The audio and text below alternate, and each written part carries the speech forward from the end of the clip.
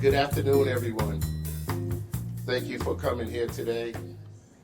What we are presenting today is the Frederick Douglass reading of his speech, What to the Slave is the 4th of July. I was just informed that the mayor cannot make it today, so we will not have him, so we'll cross him off the agenda today. Today we had the opportunity for a stamp dedication to the Worcester branch of the NAACP. What I would like to do is to ask Eric, and come to? Yes. Okay, Eric and Pam, can you both come up? Eric and Pam represent the United States Postal Service at the Worcester branch on East Mountain Street. East Central Street. All right. And I would like to ask Fred Taylor from the Worcester branch of the NAACP president to come up. Good afternoon, everybody. Thank you for the introduction, Cedric. My name is Eric Sankovich. I'm the postmaster in the Worcester Post Office. This is Pam Himmer. She is our supervisor of our retail section. In we have 5 retail sub-post offices around the city. She manages those as well. I'm happy to be here on behalf of the United States Postal Service as we present the 47th Black Heritage Forever stamp honoring Constance Baker Motley.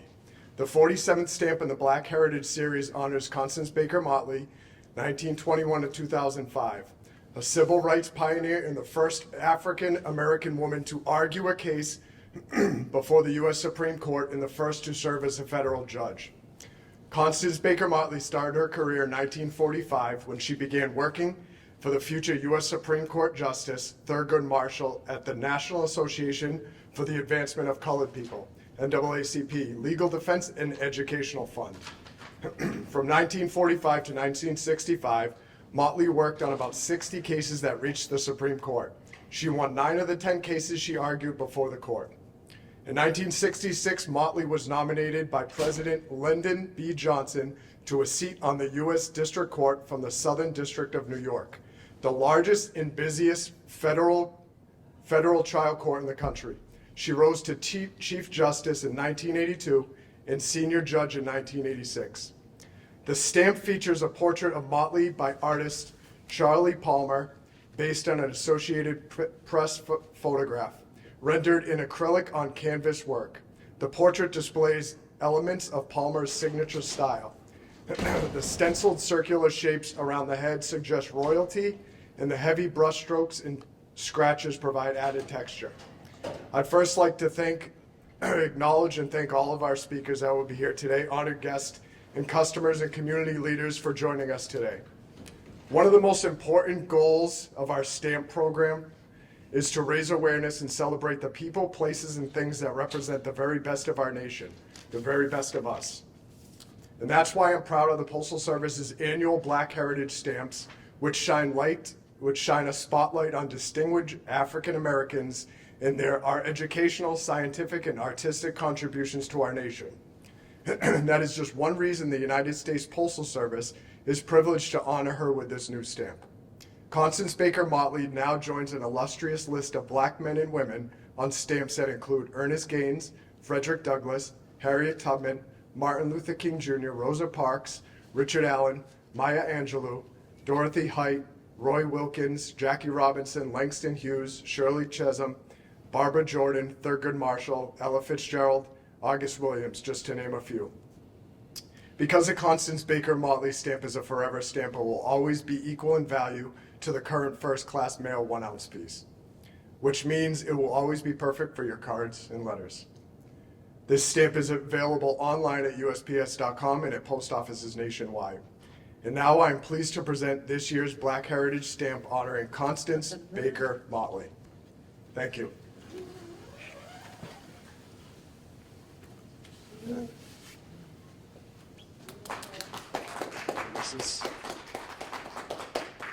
Cedric, I want you to get in the picture, Cedric. Yeah, you want to get, this is come on, man. Yep. Here we go.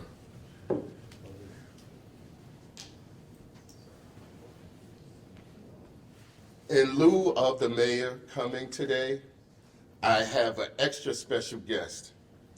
This extra special guest is the Chief of Organizational Diversity, Equity, and Inclusion at the Attorney General's Office of Massachusetts.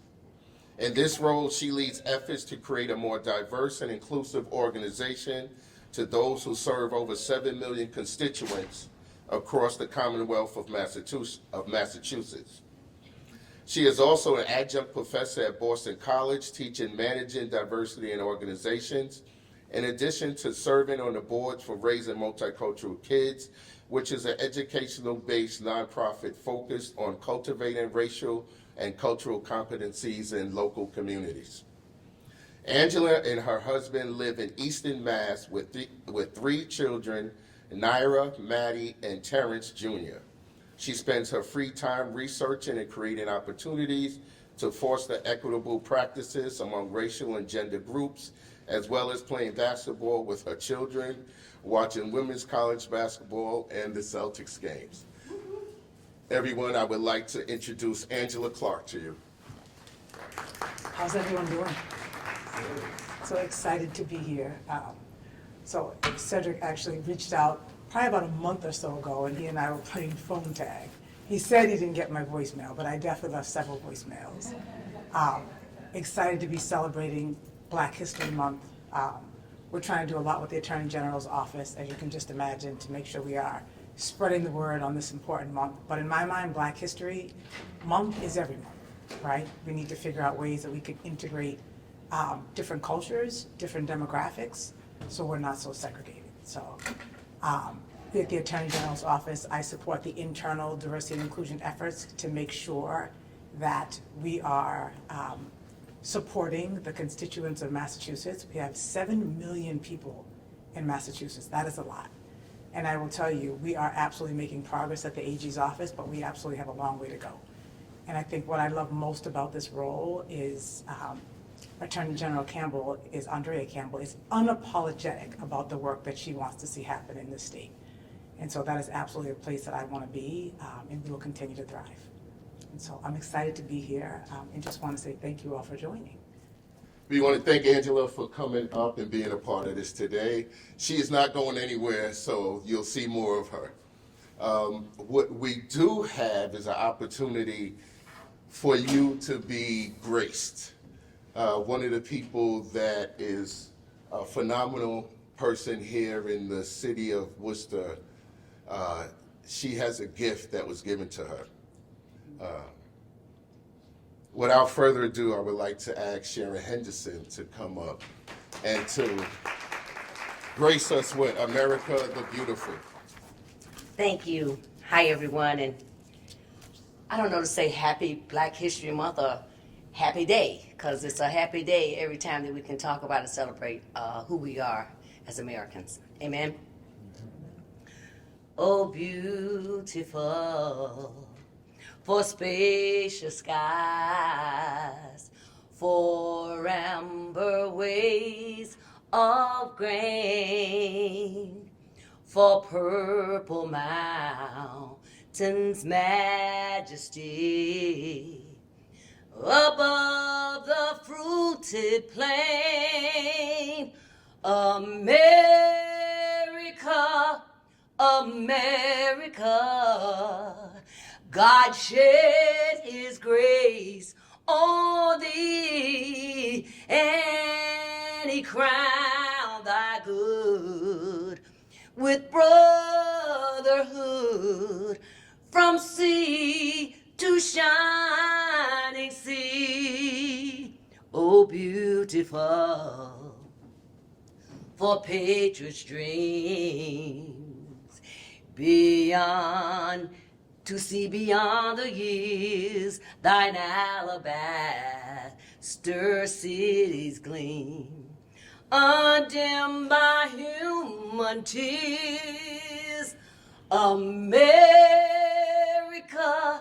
my sweet America, God shed his grace on thee, and he crowned thy good with brotherhood from sea to shining sea. I'm talking about our America, America, sweet America. God shed his grace on thee, and then he crowned thy good with brotherhood from sea to shining sea. Amen.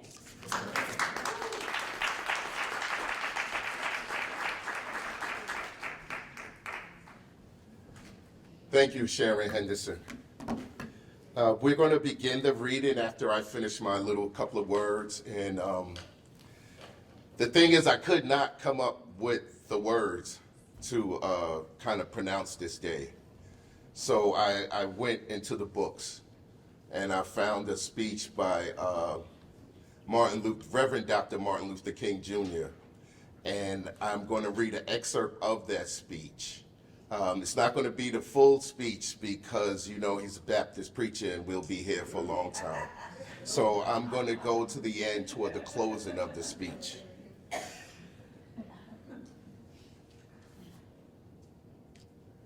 You know, there are certain technical words in every academic discipline which soon become stereotypes and cliches.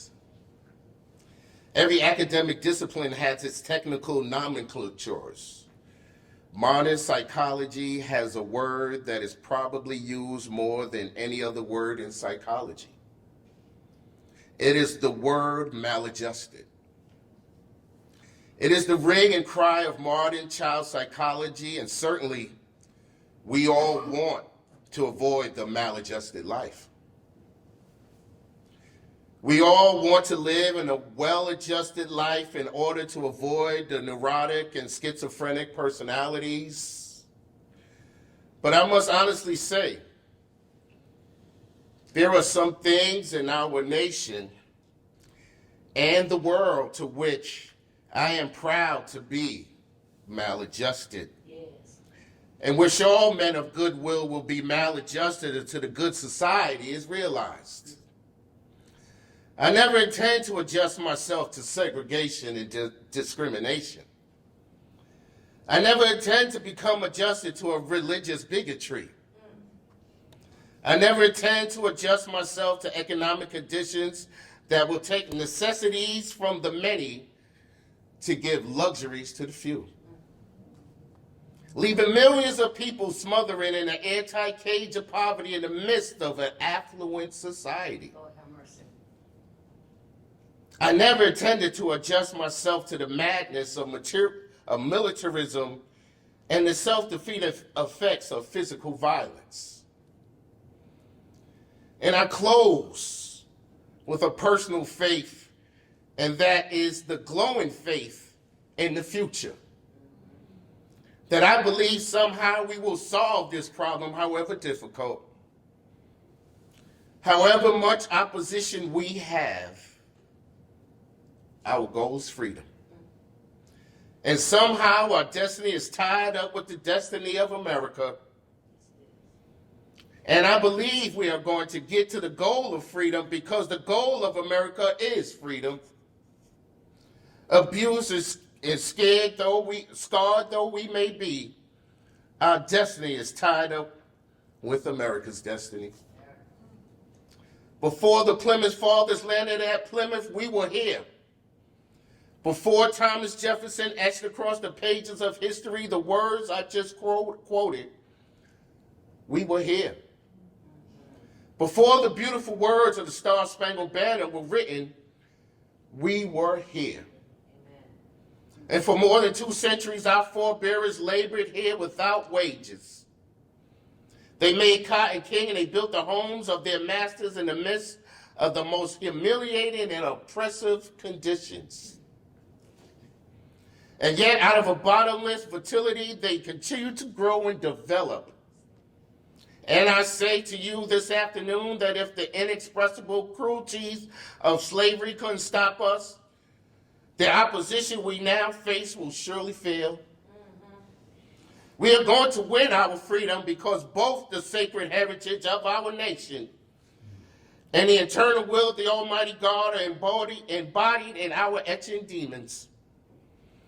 And so I can sing anew, we shall overcome.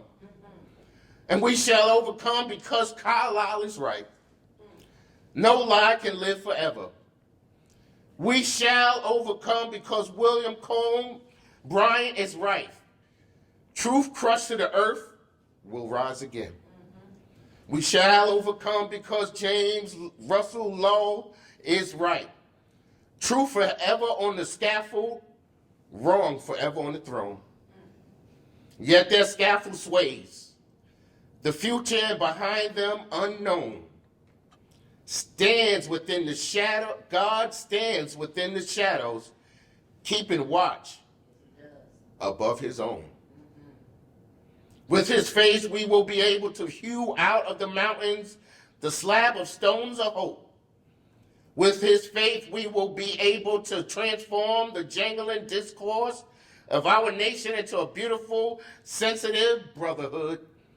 With his face, we will be able to speed up that day when all of God's children all over this nation, black men and white men, Protestant and Catholics, Jews and Gentiles, will be able to join hands and sing in the words of the old Negro spiritual, free at last, free at last, thank God Almighty, we are free at last.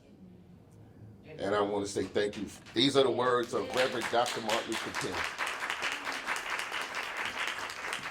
Now we will transition into the words of Frederick Douglass. So we will ask our first speaker to come up.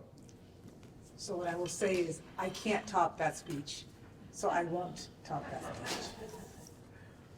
However, I will read the first verse of Frederick Douglass, The Meaning of the 4th of July for the Negro.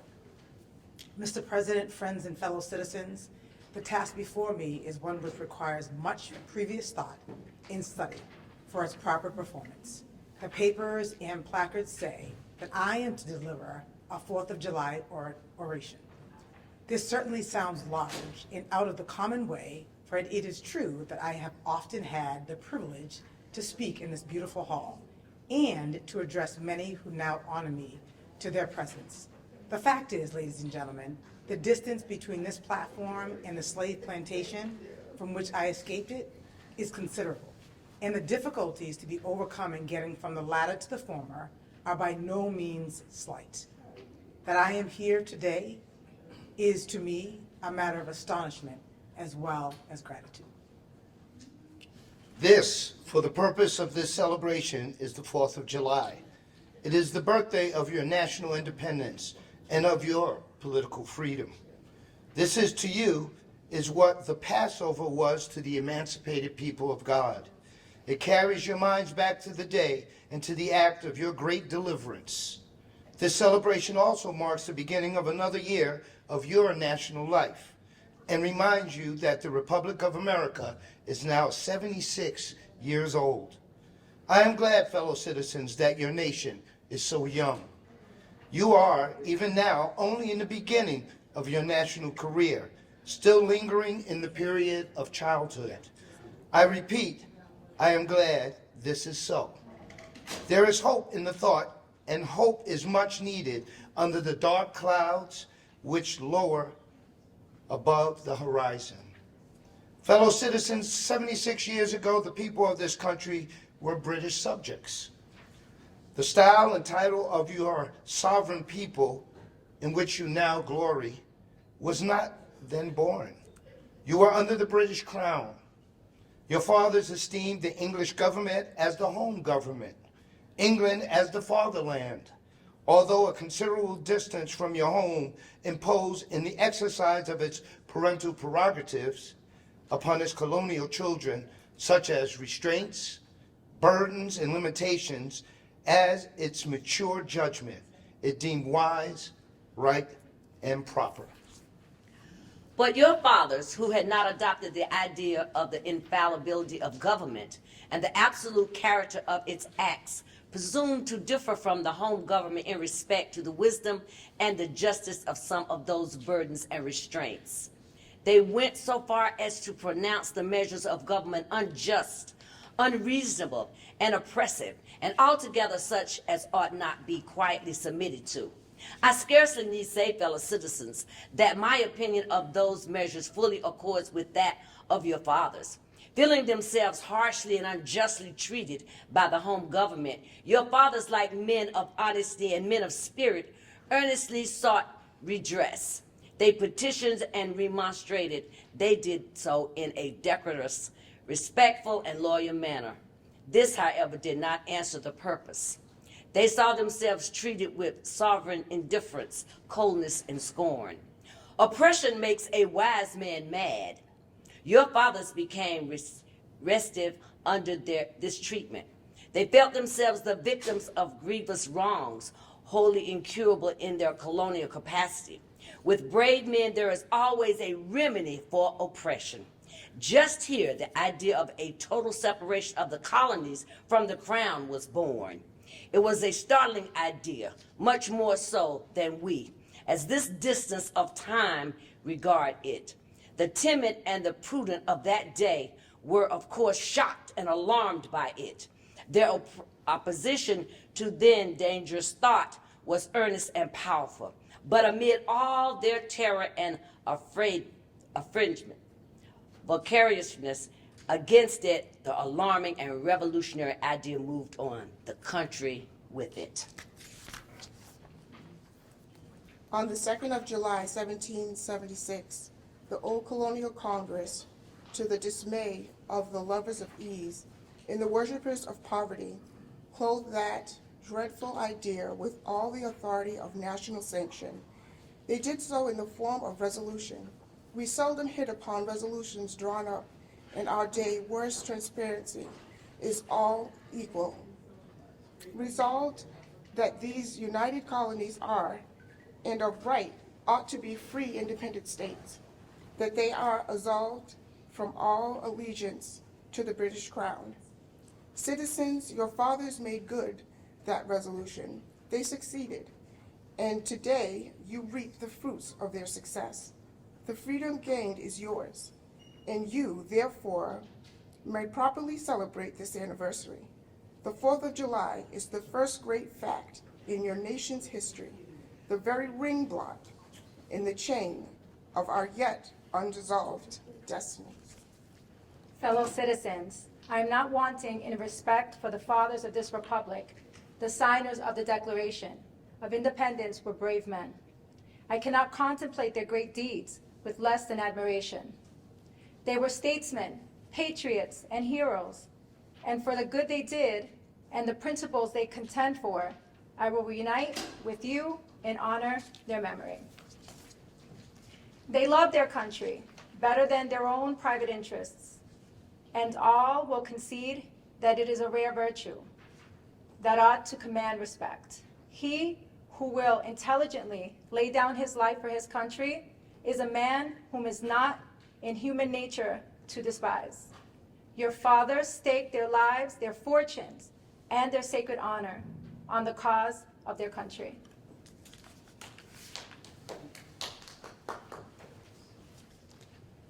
They were peacemen, but they preferred revolution to peaceful submission to bondage.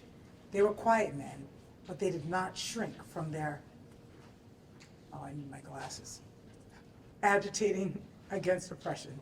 They showed forbearance, but they knew its limits. They believed in order, but not in the order of tyranny. With them, nothing was settled that was not right. With them, justice, liberty, and humanity were final, not slavery and oppression. You may well cherish the memory of such men. They were great in their day and generations. Their solid manhood stands out the more as we contrast it with these degenerate times.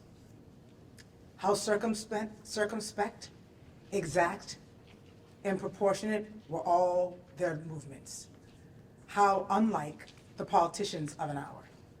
Their statesmanship looked beyond the passing moment and stretched away in strength into the distant future, fully appreciating the hardship to be encountered, firmly believing in the right of their cause, wisely ensuring the terrible odds against them.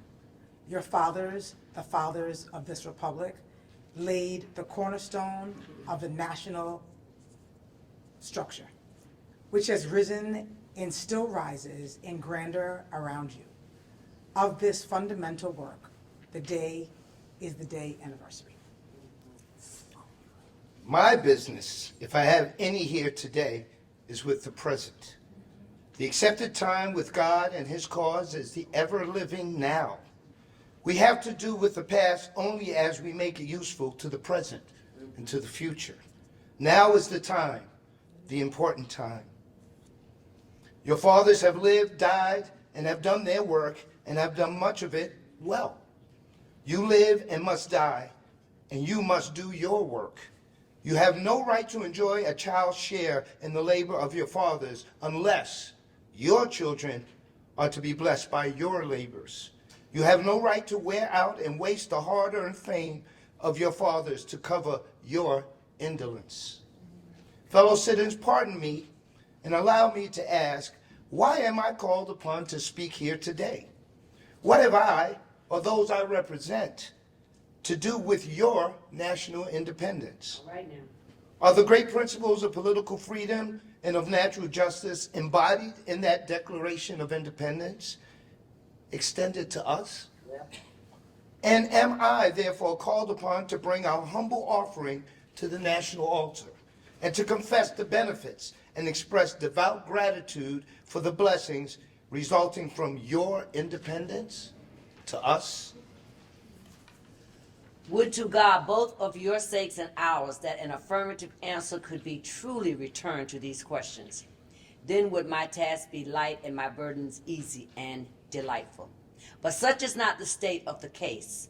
I say it with a sad sense of disparity between us.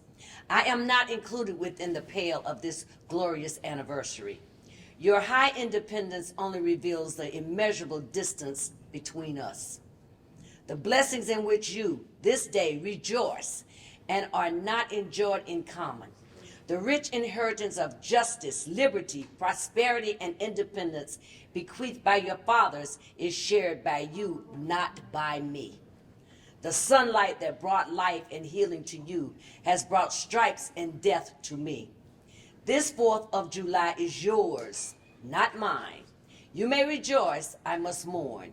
To drag a man in fetters into the grand illuminated temple of liberty, and call upon him to join you in joyous anthems where inhuman mockery and sacrilegious irony. Do you mean, citizens, to mock me by asking me to speak today? Fellow citizens, above your national tumultuous joy, I hear the mournful wail of millions whose chains, heavy and grievous yesterday, are today rendered more intolerable by the jubilee shouts that reach them. My subject, then fellow citizens, is American slavery. I shall see this day from a slave's point of view. Standing here, identify with the American bondman, making his wrongs mine. I do not hesitate to declare with my soul that the character and the conduct of his nation never looked blacker to me than on this 4th of July. Whether we turn the declaration of the past or the professions of the present, the conduct of the nation seems equally hideous and revolting. America is false to the past, false to the present, and solemn blinds herself to be false to the future. Standing with God and the crushed and bleeding slaves on this occasion, I will, in his name of humanity, which is outrageous, in the name of liberty, which is fettered, in the name of the Constitution and the Bible, which are disregarded and trampled upon, dare to call into question and to denounce, with all emphasis, I cannot command everything that serves to perpetuate slavery, the great sins and shame of America. I will not equivocate. I will not excuse. I will use the service language I cannot command. And yet, not one word shall escape me that any man whose judgment is blind by prejudice or who is not at heart a slaveholder shall not confess to be right and just. I fancy I hear someone of my audience say it is just in this circumstance that you and your brother abolitionists failed to make a favorable impression on the public mind. Would you argue more and denounce less? Would you persuade more and rebuke less? Your cause would be much more likely to succeed. But I submit, where all is plain, there is nothing to be argued. What point in the anti-slavery creed would you have me argue? Must I undertake to prove that the slave is a man? Slaveholders themselves acknowledge it in the enactment of laws for their government. They acknowledge it when they punish disobedience on part of the slave. There are 72 crimes in the state of Virginia which, if committed by a black man, subject him to the punishment of death, while only 2 of the same crimes will subject a white man to like punishment. What is this but the acknowledgement that the slave is a moral, intellectual, and responsible being? Southern statute books are covered with the enactments forbidding, under severe fines and penalties, the teaching of the slave to read or write. When you can point to any such laws in reference to the beasts of the field, then I may consent to argue the manhood of the slave. When the dogs in your streets, when the fowls of the air, when the cattle on your hills, when the fish of the sea and the reptiles that crawl shall be unable to distinguish the slave from a brute, then will I argue with you that the slave is a man. For the present, it is enough to affirm the equal manhood of the Negro race. Is it not astonishing that while we are plowing, planting, and reaping, using all kinds of mechanical tools, erecting houses, constructing bridges, building ships, working in the metals of brass, iron, copper, silver, and gold, that while we were reading, writing, and ciphering, acting as clerks, merchants, and secretaries, having among us lawyers, doctors, ministers, poets, authors, editors, orators, and teachers, that while we are engaged in all manner of enterprises common to other men, digging gold in California, capturing the whale in the Pacific, feeding sheep and cattle on the hillside, living, moving, acting, thinking, planning, living in families as husbands, wives, and children, and above all, confessing and worshiping the Christian's God, and looking hopefully for life and immortality beyond the grave, we are called upon to prove that we are men. Would you have me argue that man is entitled to liberty, that he is rightful owner of his own body? You have already declared it. Must I argue the wrongfulness of slavery? Is it to be settled by the rules of logic and argumentation as a matter beset with great difficulty involving a doubtful application of the principle of justice, hard to be understood? How should I look today in the presence of Americans to show that men have a natural right to freedom? To do so would be to make myself ridiculous and to offer an insult to your understanding. There is not a man beneath the canopy of heaven that does not know that slavery is wrong for him. What am I to argue that it is wrong to make men brutes, to rob them of their liberty, to work them without wages, to keep them ignorant of their relations to their fellow men, to beat them with sticks, to flay their flesh with the lash, to load their limbs with irons, to hunt them with dogs, to sell them at auction, to sunder their families, to knock out their teeth, and to burn their flesh, to starve them into obedience and submission to their masters? Must I argue that a system thus marked with blood and stained with pollution is wrong? No, I will not. I have better employments for my time and strength than such arguments would supply.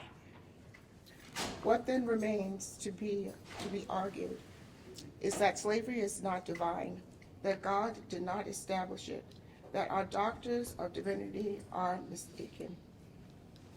There is blasphemy in the thought that which inhumane cannot be divine. Who can reason on such a proposition? I cannot. The time for such argument is past. At a time like this, scorching irony, not convincing argument, indeed. Oh, I had the ability, and could I reach the nation's ear, I would, O day, pour out a fiery stream of ridicule, blasting reproach, wrestling sarcasm, the certain rebuke, for it is not light that is needed, but fire. It is not the gentle shower, but thunder. We need the storm, the whirlwind, the earthquake. The feeling of the nation must be quickened. The consequence of the nation must be resound. The property of the nation must be starved. The hypocrisy of the nation must be exposed, and the crimes against God and man must be proclaimed and denounced. What to the American slave is your 4th of July?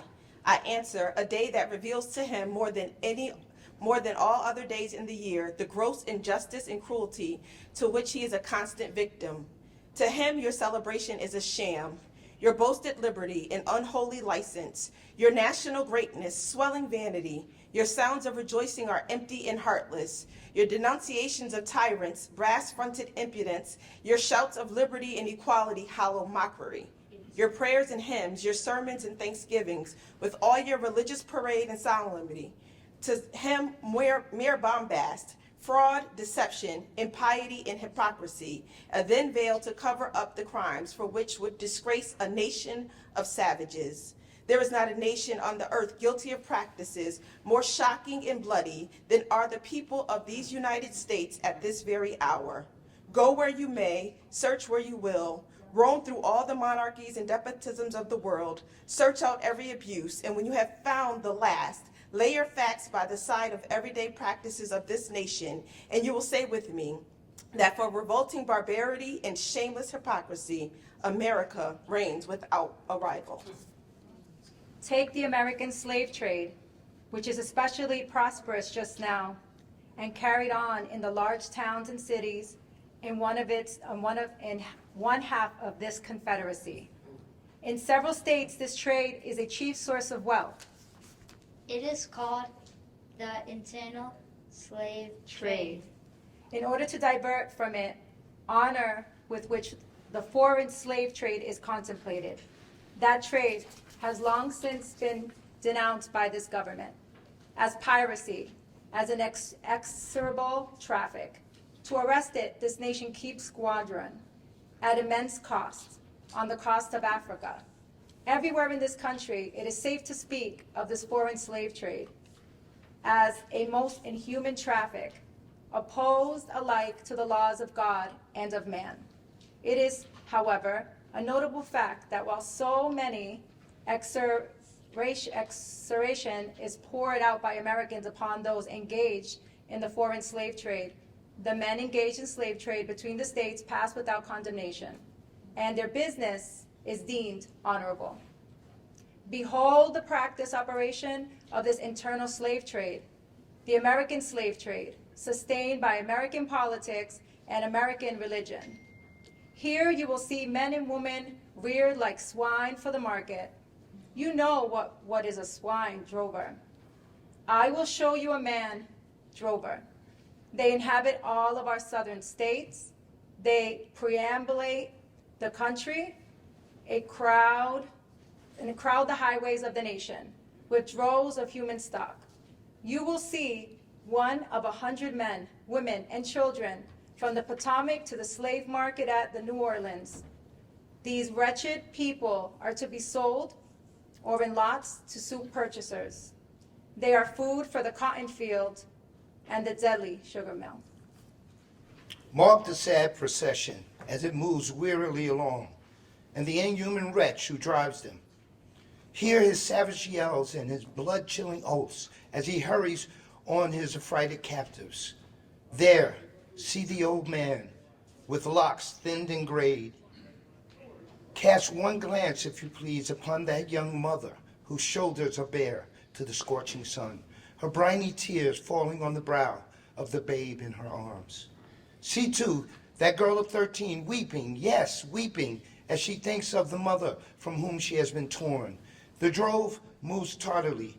Heat and sorrow have nearly consumed their strength. Suddenly, you hear a quick snap. like the discharge of a rifle. The fetters clank and the chains rattle simultaneously. Your ears are saluted with a scream that seems to have torn its way to the center of your soul. The crack you heard was the sound of the slave whip. The scream you heard was the woman you saw with the babe. Her speed had faltered under the weight of her child and her chains. That gash on her shoulder tells her to move on. Follow the drove to New Orleans. Attend the auction. See men examined like horses. See the forms of women rudely and brutally exposed to the shocking gaze of American slave buyers. See the drove sold and separated forever, and never forget the deep, sad sobs that arose from the scattered multitude. Tell me, citizens, where under your sun you can witness a spectacle more fiendish and shocking. Yet, this is but a glance of the American slave trade as it exists at this moment in the United States. Fellow citizens, this murderous traffic is today in active operation in this boasted republic. In the solitude of my spirit, I see clouds of dust raised on the highways of the South. I see the bleeding footsteps. I hear the doleful wail of fettered humanity on the way to the slave markets, where the victims are to be sold like horses, sheep, and swine, knocked off to the highest bidder.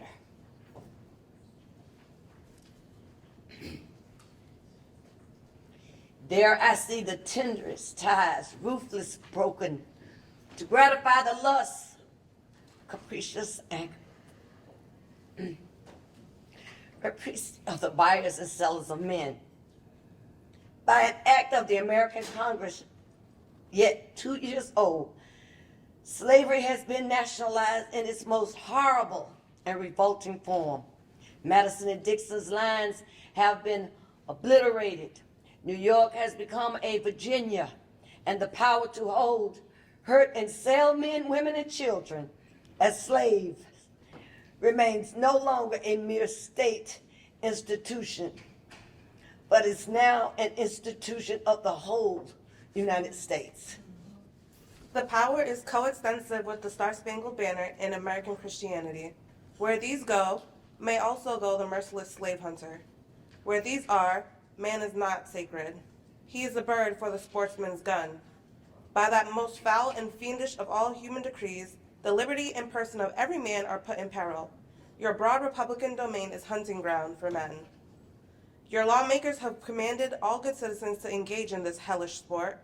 Your president, your Secretary of State enforce as a duty you owe to your free and glorious country and to your God that you do this accursed thing. Not fewer than 40 Americans have, within the past 2 years, been hunted down and, without a moment's warning, hurried away in chains and consigned to slavery and excruciating torture. Some of these have had wives and children dependent on them for bread, but of this no account was made. The right of the hunter to his prey stands superior to the right of marriage and to all the rights in this republic, the rights of God included. For black men, there are neither law nor justice, humanity nor religion. The fugitive slave law makes mercy to them a crime and bribes the judge who tries them. An American judge gets $10 for every victim he consigns to slavery, and $5 when he fails to do so. The oath of any two villains is sufficient under this hell-black enactment to send the most pious and exemplary black man into the remorseless jaws of slavery. His own testimony is nothing. He can bring no witness for himself. The minister of American justice is bound by the law to hear but one side, and that is the side of the oppressor. Let this damning fact be perpetually told. Let it be thundered around the world that in tyrant-killing, king-hating, people-loving, democratic, Christian America, the seats of justice are filled with judges who hold their offices under an open and palatable bribe, and are bound in deciding in the case of a man's liberty to hear only his accusers. In glaring violation of justice, in shameless disregard of the forms of administering law in cunning arrangement to entrap the defenseless, and in diabolical intent, this fugitive slave law stands alone in the annals of tyrannical legislation. Americans, your Republican politics, not less than your Republican religion, are flagrantly inconsistent. You boast of your love of liberty, your superior civilization, and your pure Christianity, while the whole political power of your nation is solemnly pledged to support and perpetuate the enslavement of 3 millions of our countrymen. You hurl your animus at the crowded head tyrants of Russia and Austria, and provide yourself on your democratic institutions, while you yourself consent to be the mere tools and the bodyguards of tyrants of Virginia and Carolina. You invite your shores fugitives of oppression from abroad, honor them with banquets, greet them with ovations, cheer them, toast them, salute them, protect them, and pour out your money to them like water. But the fugitives from your own land you advertise, hunt, arrest, shoot, and kill. You discourse eloquently on your dignity of labor, yet you sustain a system which, in its very essence, casts a stigma upon labor. You can bare your bosom to the storm of British artillery to throw off the threepenny tax on Tea Party, and yet rearing the last hard-earned farthing from the grasp of the black laborer of your country. You profess to believe that one blood, God made all nations of one man to dwell on the face of all earth, and hath command all men everywhere to love one another. Yet you notoriously hate all men whose skin are not colored like yours. You declare before the world, and are understood by the world to declare, that you, quote, hold these truths to be self-evident, that all men are created equal and are endowed by their Creator with certain inalienable rights, and that among these are life, liberty, and the pursuit of happiness, unquote. And yet you hold securely in a bondage which, according to your own Thomas Jefferson, quote, is worse than ages of that which your fathers rose in rebellion to oppose, unquote, a seventh part of the inhabitants of your country. Fellow citizens, I will not enlarge further on your national inconsistencies. The existence of slavery in this country brands your republicanism as a sham, your humanity as a base pretense, and your Christianity as a lie. It destroys your moral power abroad. It corrupts your politicians at home. It saps the foundation of religion. It makes your name a hissing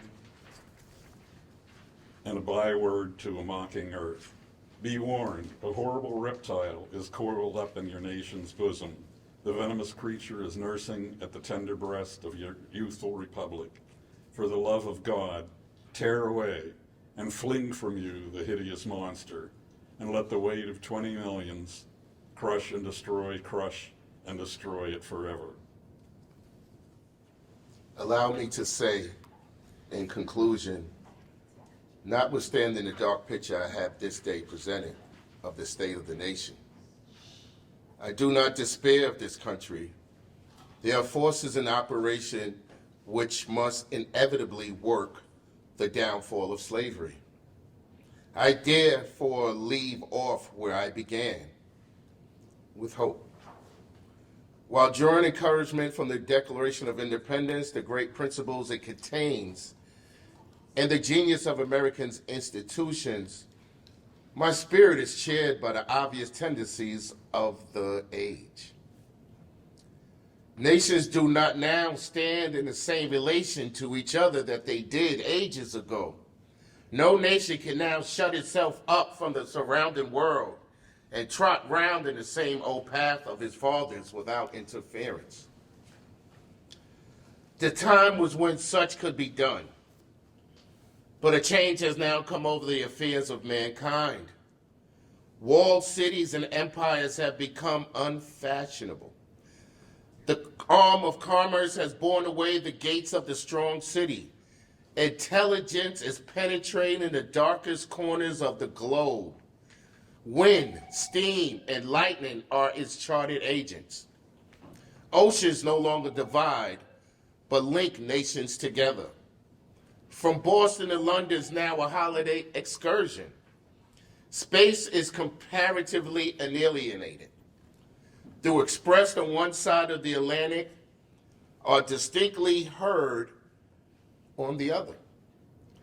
In the fervent aspirations of William Lloyd Garrison, I say, and let every heart join in saying it,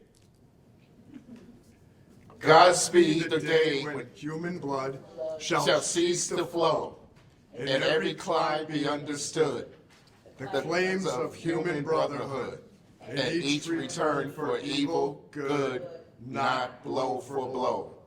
That day will come, all feuds to end, and change into a faithful friend, each foe. Thank you guys for being part of this part of the program. And continuing with the program, we wanted to end the reading as well as open you guys up, open your hearts up for the discussion that's coming after this.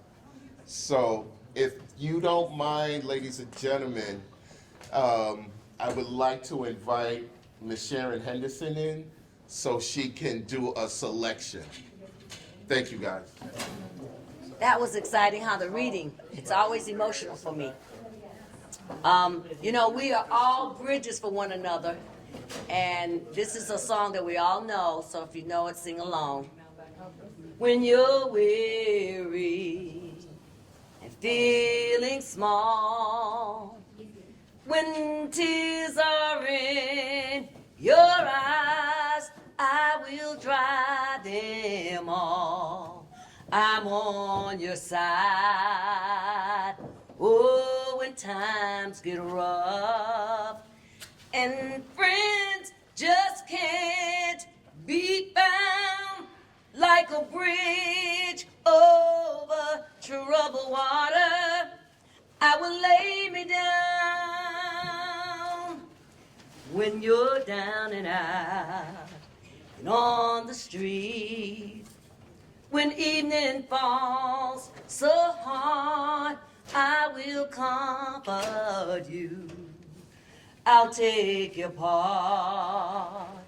Oh, when darkness comes and pain is all around, like a bridge over troubled water, I will lay me down. Like a bridge over troubled waters, I will lay me down. Like a bridge over troubled water, I will lay me down. Sail on, silver girl, sail on by. Your time has come to shine. All your dreams are on their way. See how they shine. Oh, if you need a friend, I'm sailing right behind, like a bridge over troubled water. I will lay me down, like a bridge over troubled water. I will lay me down, like a bridge over troubled water. I will lay me down.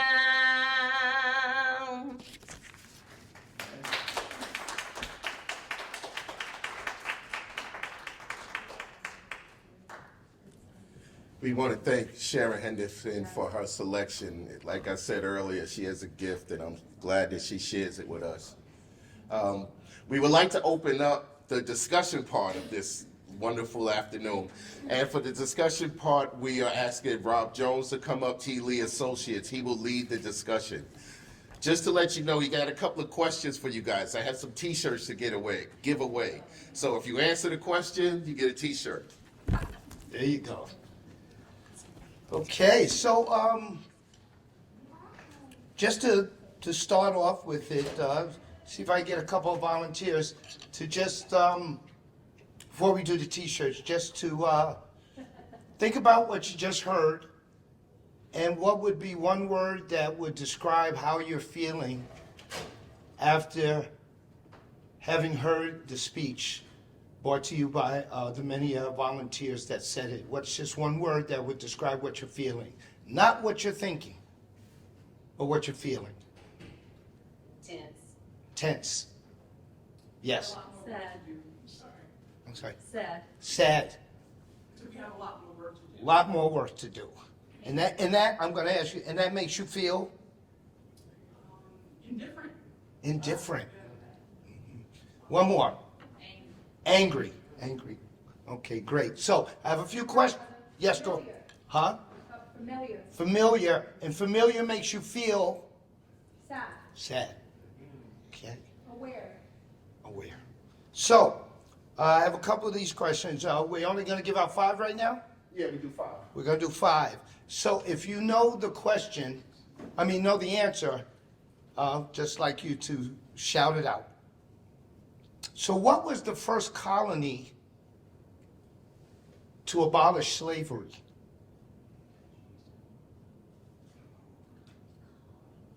Give you a hint. There were 13 in the beginning.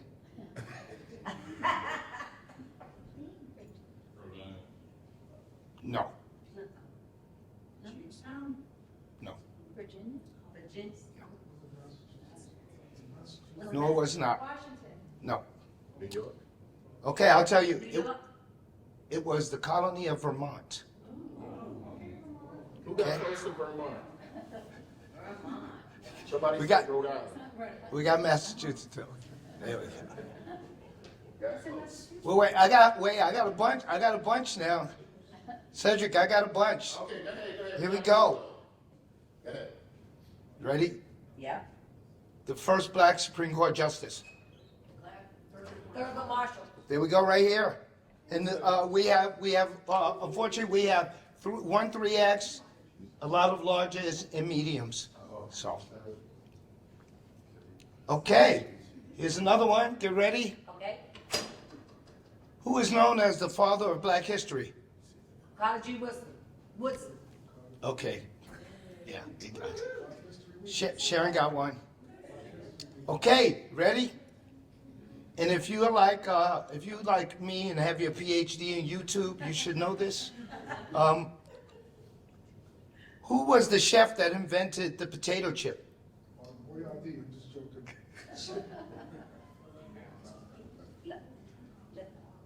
Okay, it was a chef by the name of George Crumb. Okay, here's the next one. Who was the first black woman elected to Congress? Shirley Chisholm. Yes?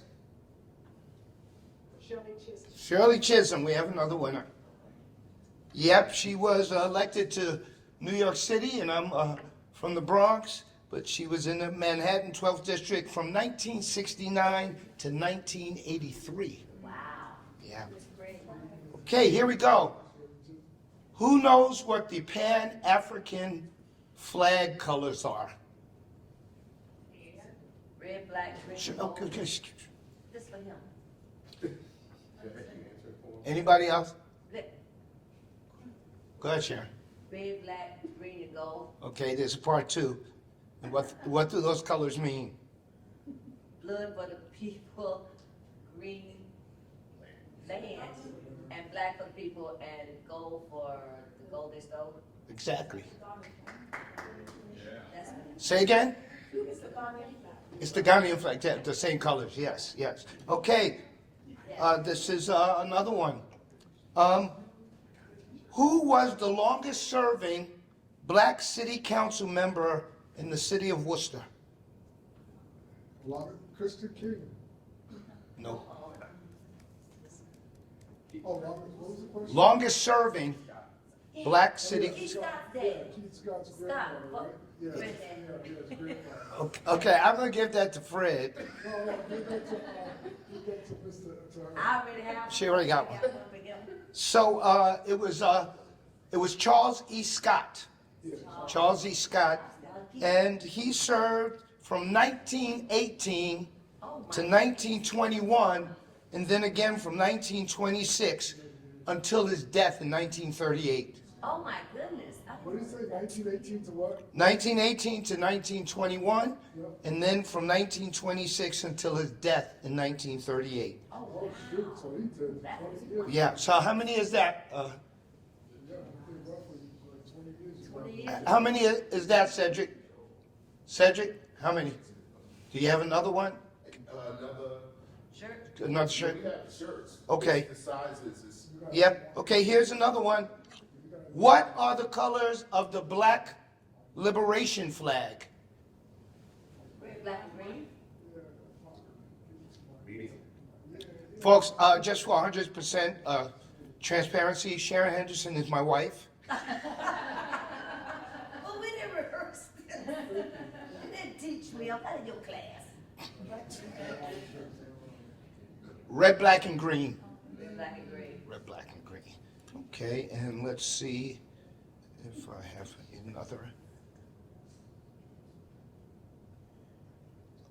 Okay, so Black History Month began in what year and what was it known as?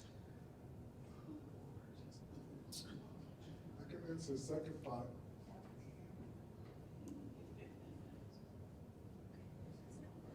What year did it start and what was it called? Black History Week. What was it? African American something? 1915? 1969? Black youth.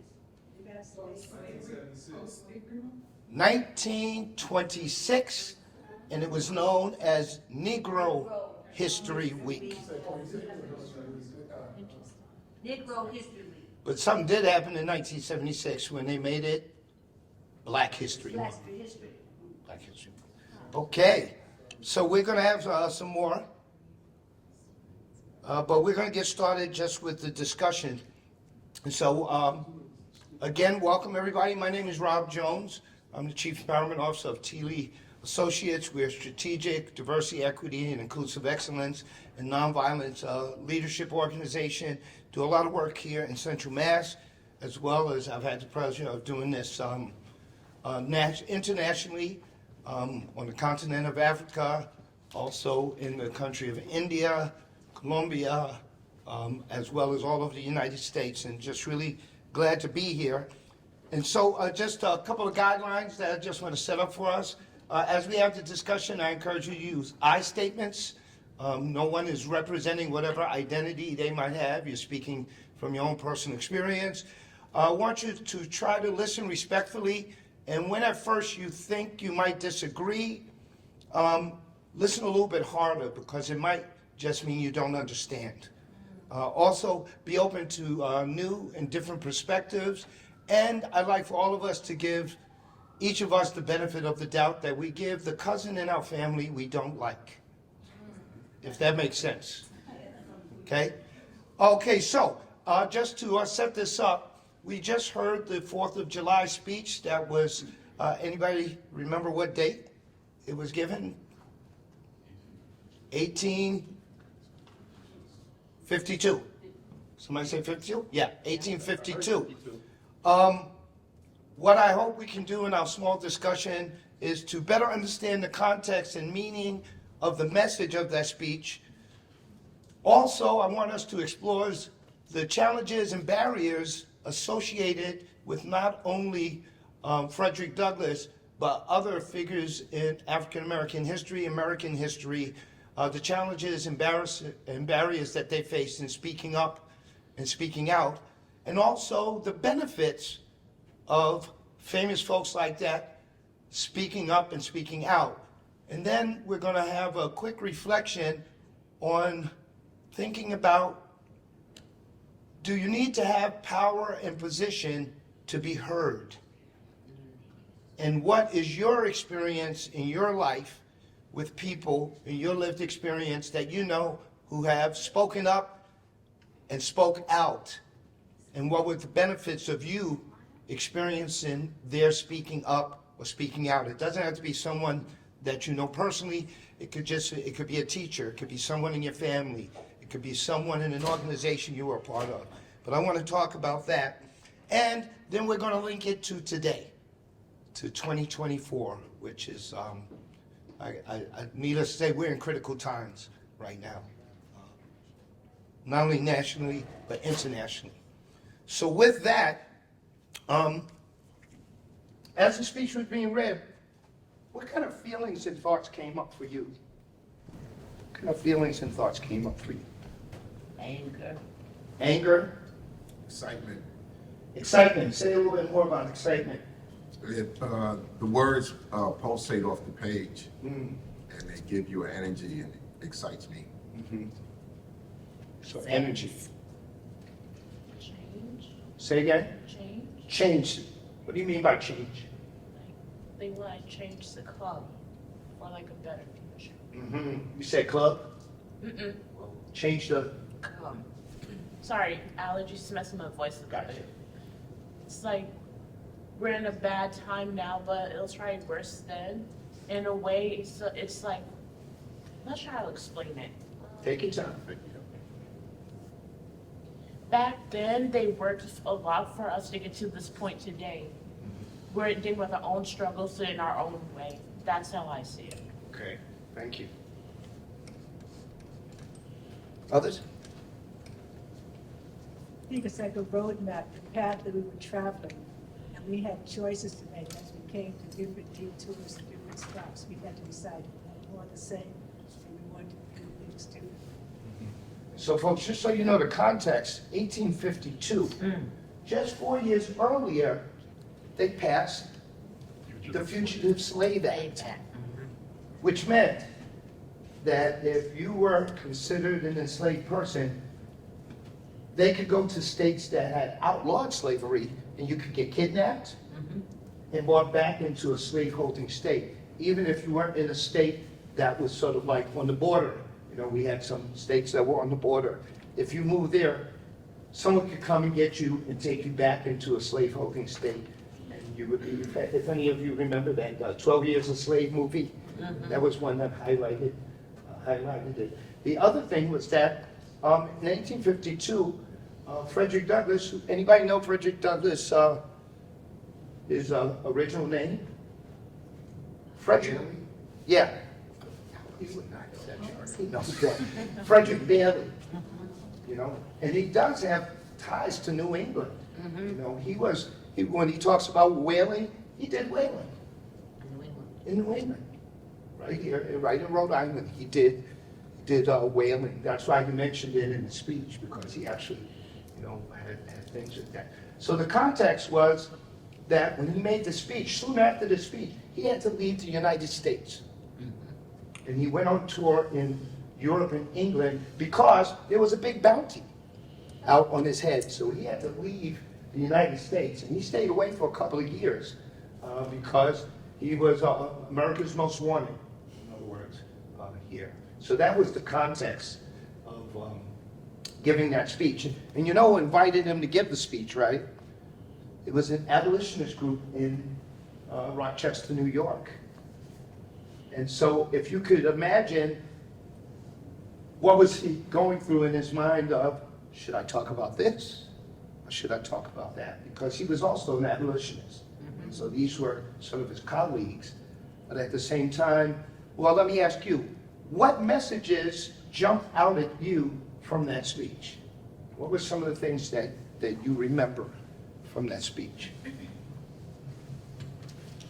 Yes? He was so scholarly in the sense that he really knew the country, he really knew the culture, and he was taking a huge risk, but I mean, this was like major, this could fit in today, and yet we're not, I don't feel personally, that we have that louder voice in the injustices we're seeing today. He was really loud, and it was so profound.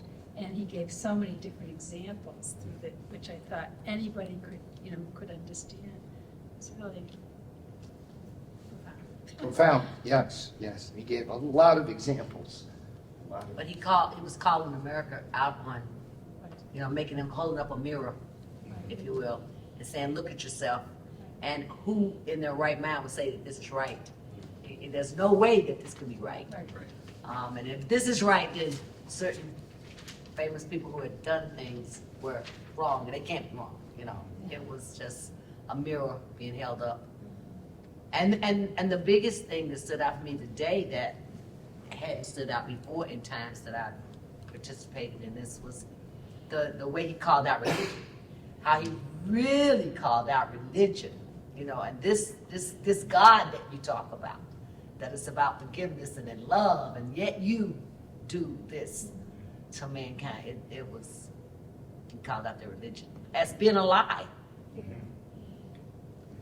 That stood out for me too when I saw it was like, wow.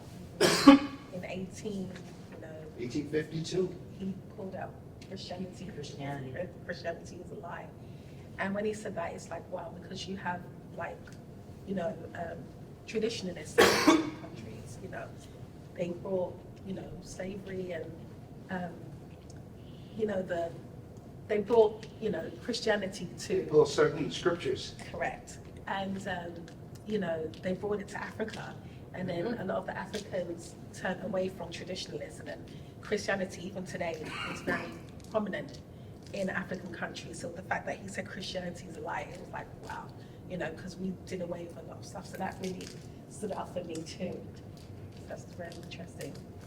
That was a great challenge. That was huge. Because at that time, a lot of his income came from speaking. Came from speaking to groups. And other than that, he didn't have like a regular 9-to-5 or anything like that. And so it was almost like he could have been cutting off his income. Which is another reason why, and if you think about it, it's almost like artists in this country, they make most of their money where? Overseas. Overseas. And that's what Frederick Douglass had to do. He had to leave here to go overseas, just to generate income, but also to take the message out there. But in times in this speech also, he talks about, so did he go to New Orleans? Where did he see the slave auctions? Is that where he was so descriptive in the slave auction? Where did he experience that? I'm not quite sure. He himself, I think his was more like Virginia, like right below the Virginia, Carolinas. Okay. But New Orleans, the context of it was, the way history tells it, is that some of the most brutal auction areas was in New Orleans. New Orleans had some of the most brutal, and I'm quite sure he must have heard. You heard stories. Okay. It had never asked the question. I had never thought about the question before, whether he had experienced, but it was so vivid the way he described it. I mean, it was very emotional for me today to think about. I could actually see those people and those children and hear the crack of the whip. And so, what do you think were some of the benefits of him speaking out? What were some of the benefits? Now, let's keep it in context. 1852. Well, eventually the law was repealed. Eventually. He probably helped that happen. And another thing that helped that happen was right in Worcester. After a federal marshal came up from Washington, Boston, to try to catch the fugitive slaves. And then he took the train out to Worcester to do some research. And a posse formed and ran him out of town. And he had to take a coach from Worcester to Grafton because they were all gathered at the Worcester train station. Right. They were like, not here. not here, that's right, they wouldn't have it. So I hear you saying, like, by him giving that message, it reached people's ears. Yeah. People actually heard it. And not everybody that was there, but hearing about it. Hearing about it. It can create some change. So that's the benefit for speaking out, right? Because not only the audience in front of you, excuse me, nowadays we have unlimited access to information that you can kind of put it out there and reach millions of people. Well, it's so profound that we're reading it today. So it's 1552, and we're still reading his profound words, and they're still unfortunately, they're still fitting in with our culture. And people are a little more afraid to bring out the religious part, even today. So that's a perfect segue into, so what does that speech have to do with 2024? Yes. Gosh, what does it have to do with 2024? You kind of started it. Yeah. Just profound. Just tell me what I had to do.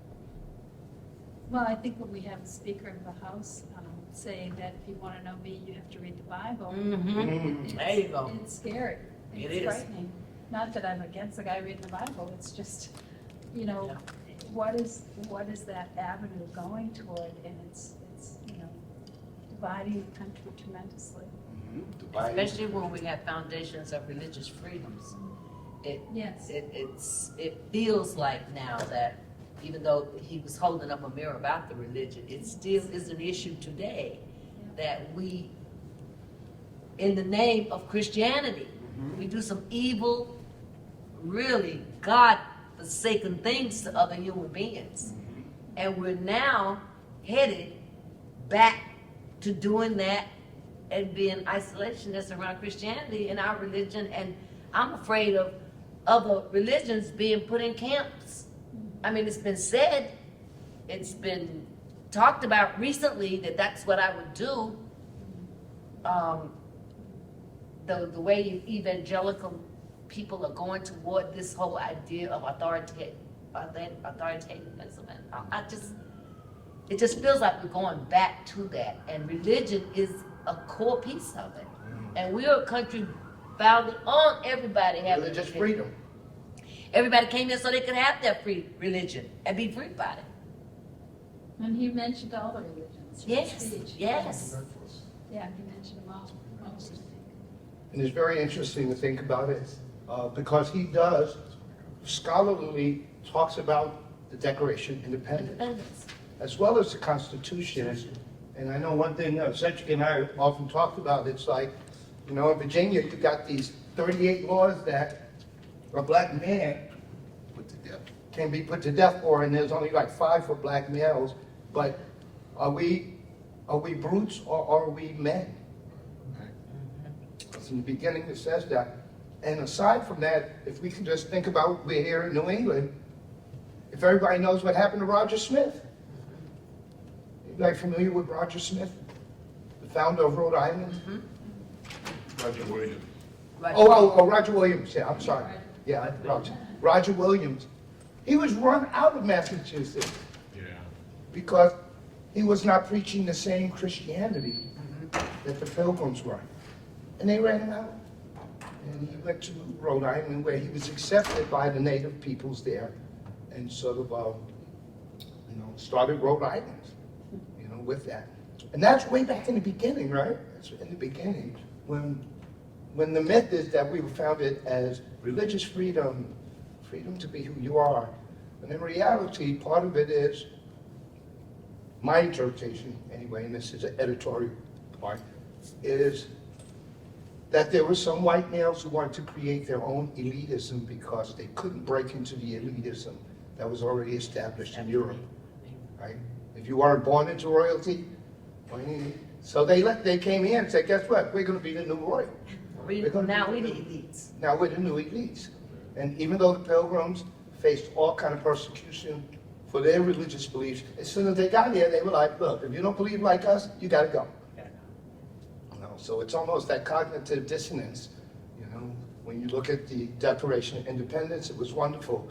And then you find out that, 85% of those who made that document up were slaveholders.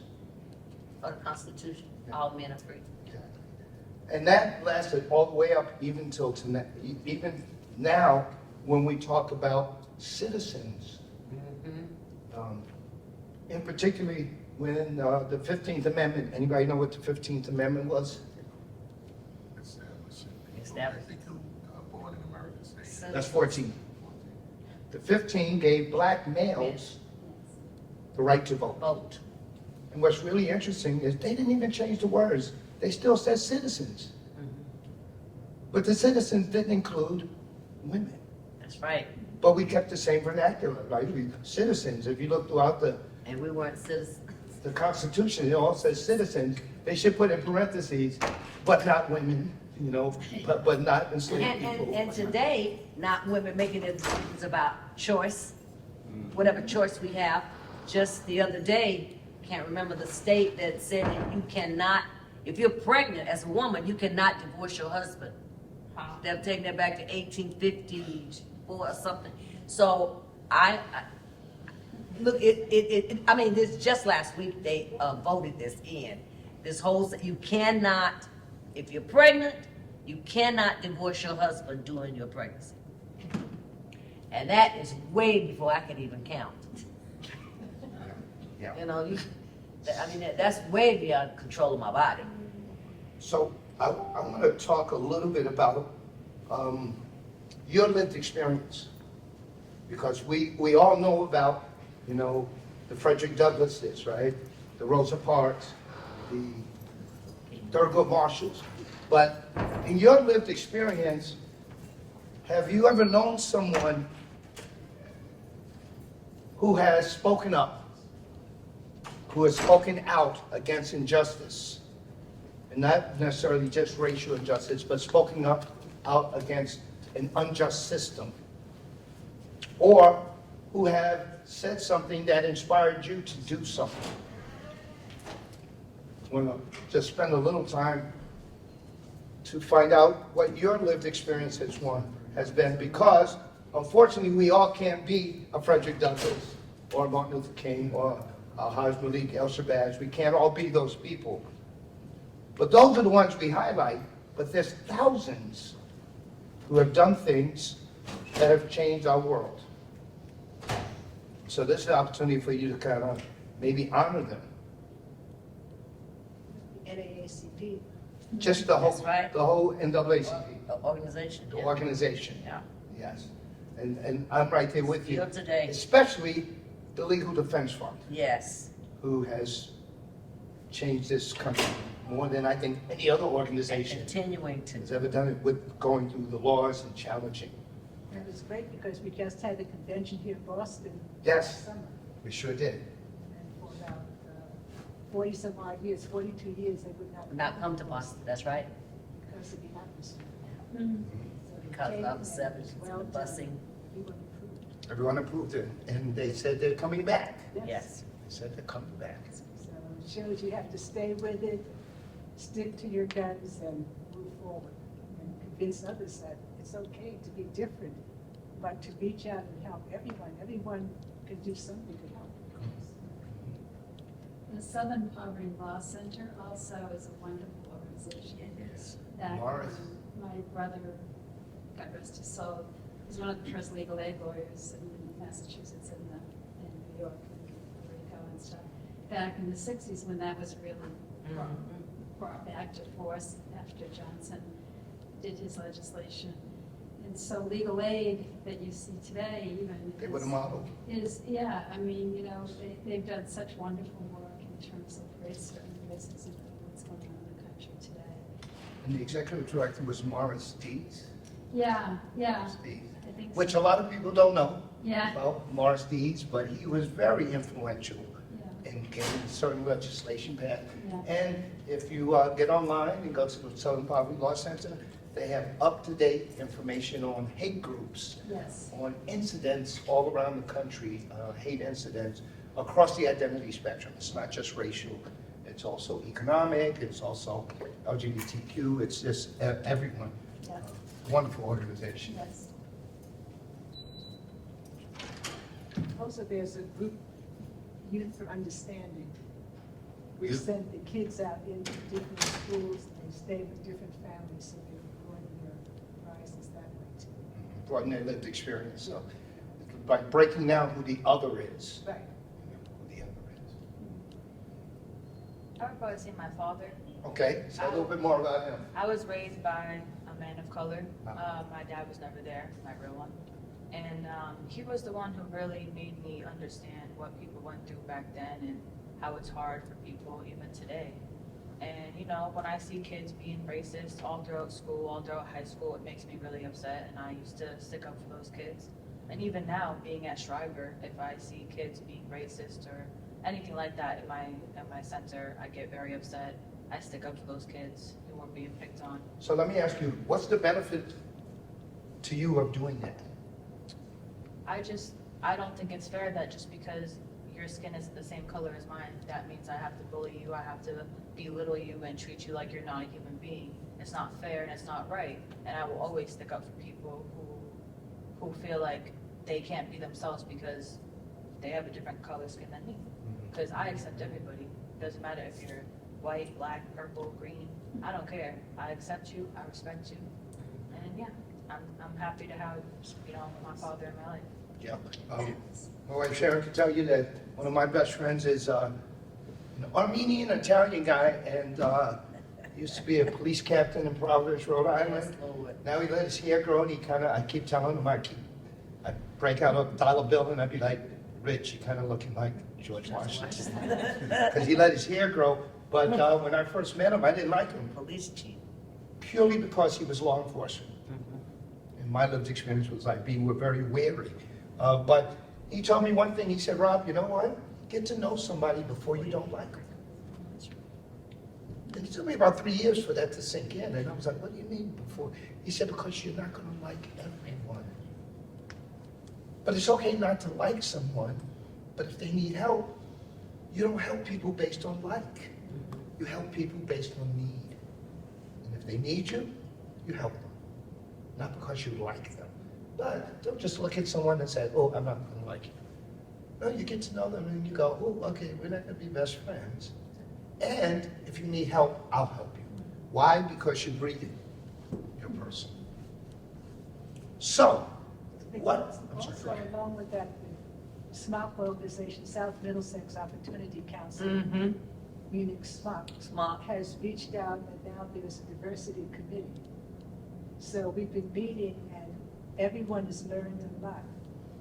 Learned to talk to each other and to realize everyone is not the same, but we all want the same opportunities. So it's much more open at the beginning. People held back from what they would say. Sure. But now they can say things, and you won't be offended. You hear it, you learn to listen, and the group is growing. And you don't have to agree. Right. And you listen respectfully. Sure. That is so good. So, the other thing I just want to share with you all is that as humans, we're mimickers, right? And so we could talk a very good game, but I'm sorry, your name is? Amanda, imagine when you sort of intervene when someone's being put upon. Other people are watching you, not like in a creepy way, but they're watching you, and they see what you do. And as humans, we do what we see being done. And so, before we end, I just want to do this real simple exercise so everybody can just make this simple. Let's get these folks involved.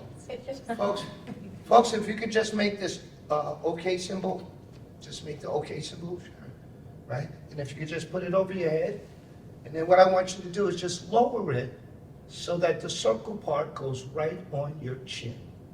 The circle part on your chin.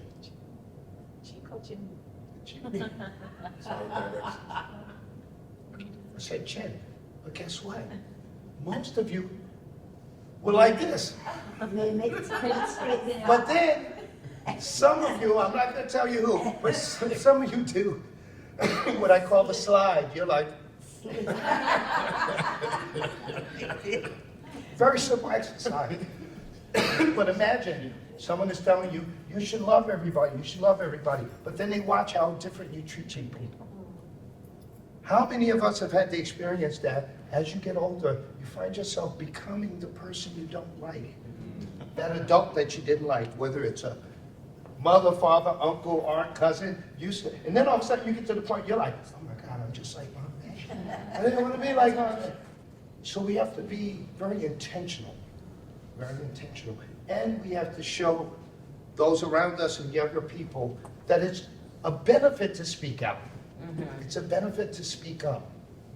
Because guess what? You'll find out that you're not alone and there's some other people that quietly you're giving affirmation to. And they're like saying, yeah, I feel that same way. We need more of us to speak up and speak out. Because if not, right now, what's going on in Gaza Strip, what's going on in Ukraine, what's going on in our country right now as we slide towards authoritarianism. The next 10 years are going to be tough. But if more of us speak up, like Frederick Douglass, And more of us vote. more of us vote, and more of us get involved with groups like the NAACP and other groups, I think we'll survive. And not only that, we'll get past surviving, we'll get past resiliency, and then we'll finally start thriving. Yes.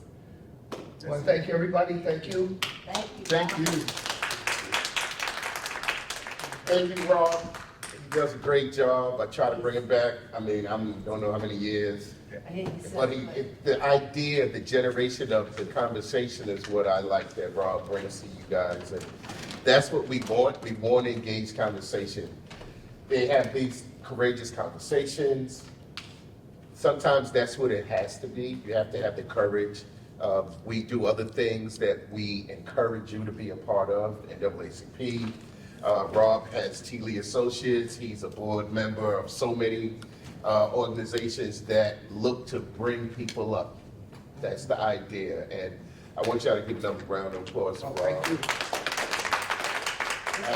This is a commercial, if anybody can catch one of his sessions, they really are good. I enjoy them. So just as a little commercial, we're getting ready to put this out. I also work with a group here in Worcester called the Worcester Trauma, Resiliency, and Racial Equity Institute. It's out of the Greater Healthy Coalition for a Greater Healthy Worcester. We're getting ready to offer, and this might be the last time we can do it, but 4 free sessions on trauma, resiliency, and racial equity. They're free. And they're They're good. free. But this might be the last time because the funding is kind of drying up for free things. It doesn't matter who you are. The sessions are 9:30 to 12, 2.5 hours. There's 4 sessions, and so they'll put it on Facebook. Weekdays. They're weekdays. They're on, I think they're on Fridays. No, Thursdays. I think they're on Thursday mornings or something. And it's going to start April 5th. We just approved the flyer today, so it should be going out tomorrow or next week. But they're free. Who do you invite? Anybody can. Anybody can come. Like high school seniors or? I am a great proponent of intergenerational learning, and so I would even say it could be, I would say high school age. Let the superintendent know or the. Well, it's hard for the public schools because it's right during school time. Oh, yeah. That kind of messes up. But even the colleges maybe. But maybe we have had college students and we've had folks from, you don't have to be working in any particular industry. It's just open for the community, so be on the lookout for it. Thank you. And I want to extend another round of applause to Sherry Henderson for bringing It's a performance, but it's energy. And that's what I wanted to, my goal when I asked was to have your hearts open up to receive. And sometimes the word is heavy, but the song is light, and we want to open your heart up so that way you can receive the word. All right? Let me see, what else? Thank you to the United States Postal Service for the stamp dedication to the Worcester branch of the NAACP. They had to skedaddle. I knew they was going to have to leave because they worked. I know, I used to work with them. It's good. He's now the postmaster. Before he was the customer service manager. Wow. Yeah. Yeah, so it's a thing. So it's like, yeah, good, you know. And thank you for all that you do. Yes, Cedric. Well, thank you guys for receiving me. If it's not you here, I'm not here. And I want to thank you guys for being a part of this.